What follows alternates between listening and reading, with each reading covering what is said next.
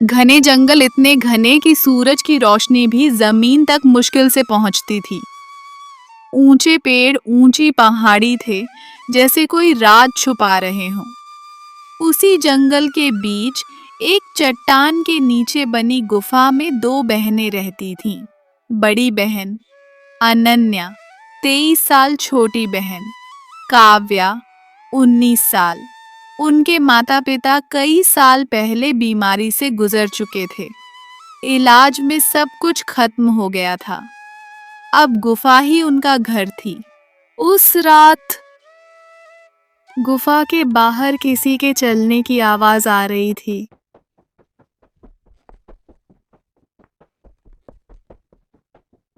काव्या डरकर बोली, दीदी, कोई बाहर है क्या?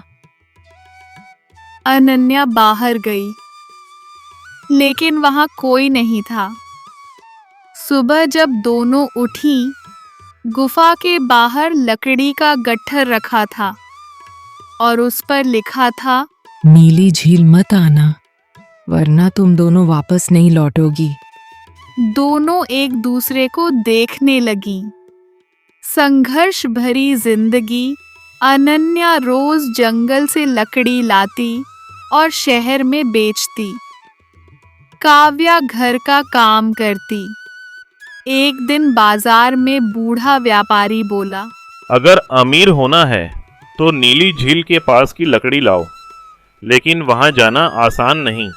वहां झील की रक्षक आत्मा रहती है। अगले दिन दोनों निकल पड़ी। जंगल अंदर जाता गया। रास्ता खतरनाक होता गया।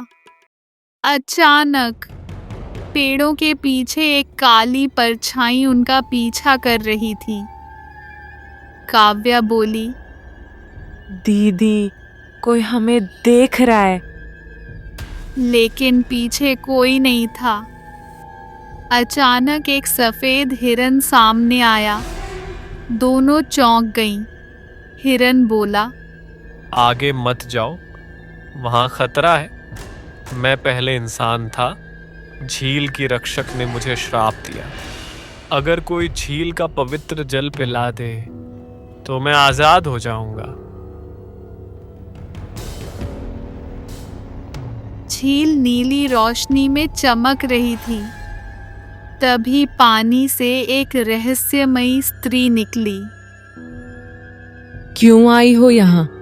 अनन्या बोली, हम लालच से नहीं, किसी की मदद के लिए आए हैं। फिर बोली, अगर मेरे 3 सवालों के जवाब दिए तो जल ले जा सकती हो। पहला सवाल जो दिखता नहीं लेकिन सबसे ताकतवर है, अनन्या। विश्वास।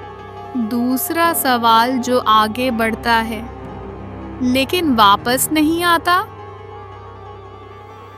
काव्या। समय। तीसरा सवाल जो खुद जलता है लेकिन दूसरों को रोशनी देता है,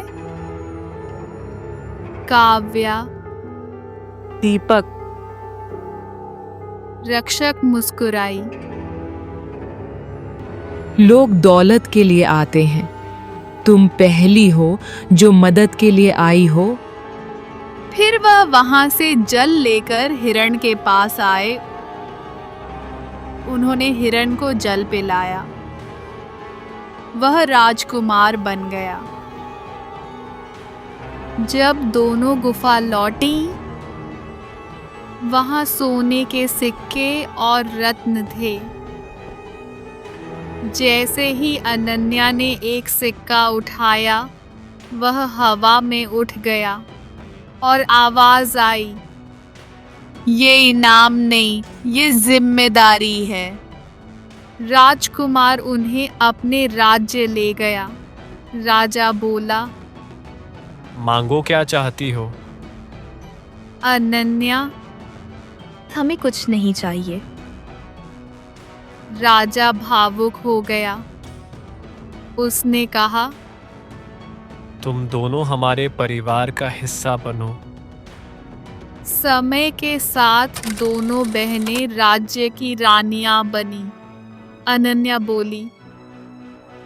अगर जिंदगी में कभी डर लगे तो याद रखना, डर के आगे ही नई जिंदगी मिलती है। साहस सबसे बड़ी ताकत है, मदद करने वाला कभी हारता नहीं। सच्चा दिल हमेशा जीतता है।